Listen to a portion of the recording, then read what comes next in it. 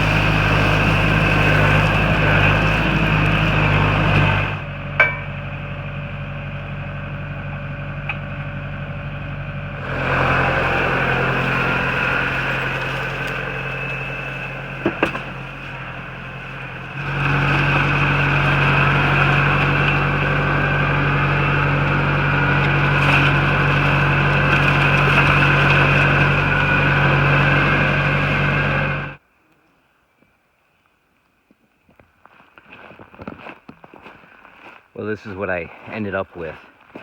It took me about 2 hours. I still don't know really if I have the hang of it, but what I did was I took the crown out. I just had a flat blade and lowered it until it hit the gravel, knocked the crown down. So then what I did was the edges were a little bit high, so I know there was good gravel and material on the edges, so I angled the blade toward the edge and dropped it down a bit. And I grabbed that material and brought it up off the edge onto the actual road. And then then I worked my way on the front half by the gate had a lot of gravel. So I took that material off with the bucket and then came to the lower areas and deposited it. So when I had all the material in the middle of the road, that's when I angled the blade off to the sides and then dropped the edge down. So then I could push the material and kind of cup it and get a high spot in the middle, and I went down both sides and did that, and kind of went back and forth in a little spots where it started to undulate. I would kind of push it with the blade instead of pulling it to even the material out, and it turned out all right.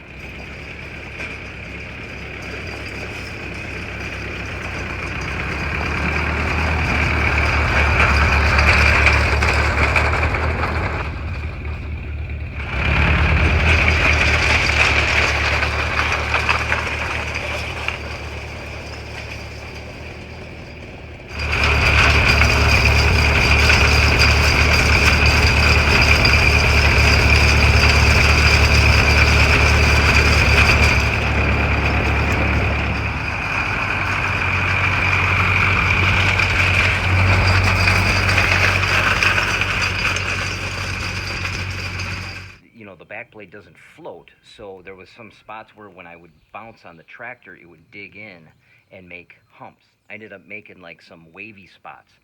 So then I grabbed the Ford and went around with the actual drag, and I smoothed all those up.